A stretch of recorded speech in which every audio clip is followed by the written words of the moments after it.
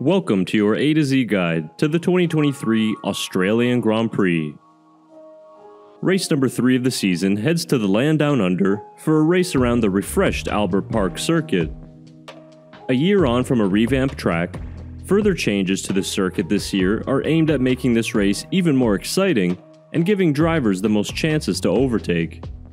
So with plenty of storylines heading into Melbourne, today's video will focus on the track characteristics, the potential race strategies, weekend schedule, and all the news you need to know ahead of the race weekend. If you never want to miss an A to Z guide to a race in 2023, remember to hit that subscribe button and enable notifications.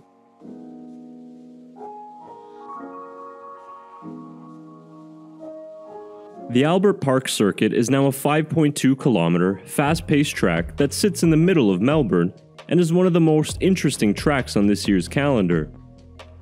It has 14 corners overall, 9 that go to the right, and 5 that go left. The 2023 Australian Grand Prix will be the first race in F1 history to feature 4 DRS zones. The 4th DRS zone is added between Turn 8 and Turn 9, and organizers are hoping this will further promote overtaking opportunities. Speaking of overtakes, Australia has always been a venue where overtaking can be difficult. The best chances of getting a move done are usually at Turn 1, Turn 3, which has a minimum apex speed of only 90 km an hour, and then your next best chance of an overtake comes at the tricky Turn 11, which drivers do have to be careful of, as it is very easy to carry too much speed and run wide. The Albert Park street circuit was resurfaced last year, meaning the asphalt abrasion is quite low and tire wear is expected to be about average on the season. With it being a street circuit, track evolution is quite high throughout the weekend as the circuit begins to rubber in. With a 4th DRS zone this year, efficient top speeds are going to be a key to success, but a car setup biased towards traction can be particularly helpful on the exit of corners to increase the chance of a successful overtaking move on the circuit's short straights.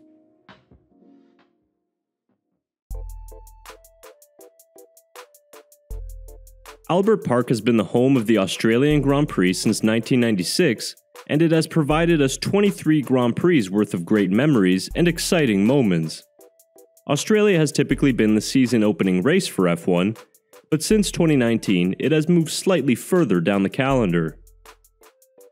The most successful constructor at Albert Park has been Ferrari, who have won 9 races here for a total of 24% of the total victories. McLaren are not far behind with 6 wins of their own, and interestingly Red Bull have only won here once, and that was back in 2011. Out of the current drivers on the grid, Lewis Hamilton is most successful with 2 victories at Albert Park. Next comes Charles Leclerc, who won the 2022 edition of this race, and then Valtteri Bottas and Fernando Alonso, who have 1 victory apiece. Despite major changes to the circuit, pole position is still the favored starting grid slot. 42% of race winners started from pole, while 25% of winners went on to take victory from second on the grid. And finally, the probability of seeing a safety car around Albert Park is actually quite high, with a 58% chance of a safety car deployment at the race this Sunday.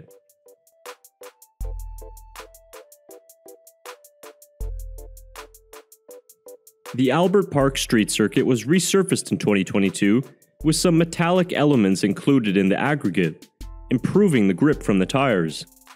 The asphalt is smoother than other tracks on the championship, with peak grip only achieved after several sessions of on-track running.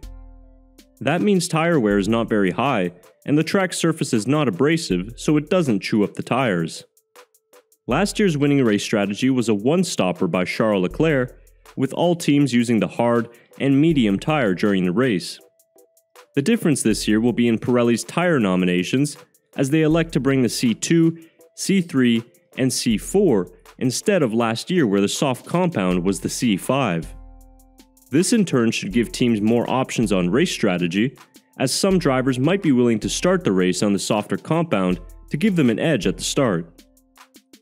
Melbourne also has one of the shortest pit lanes on the calendar at just 281 meters. Cars therefore spend only about 13 seconds at pit lane speed. A few things to keep an eye on this weekend is firstly, if Friday practice is washed out by the rain, teams will have minimal data on the slick tires and what the degradation is like on different compounds. And with cooler temperatures in Melbourne, tire warm-up will be even more important, but also the cooler conditions could favor some teams and their performance.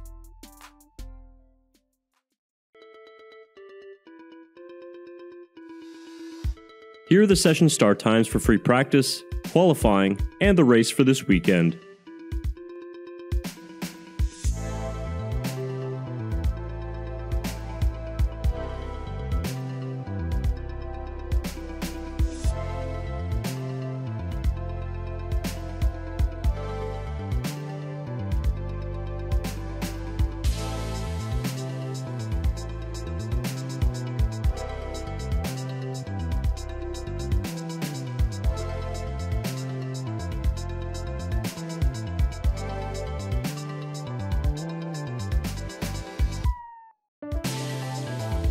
Starting off the weekend notes, let's look at the weather forecast for Melbourne.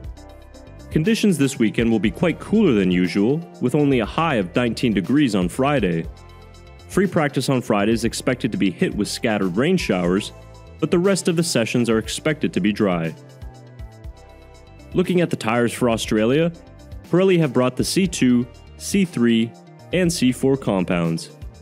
Tire stress on this lower grip surface is about average for the year, and with F2 as support series this weekend, it should help the grip levels as more cars run out on track. Some further track alterations in Melbourne.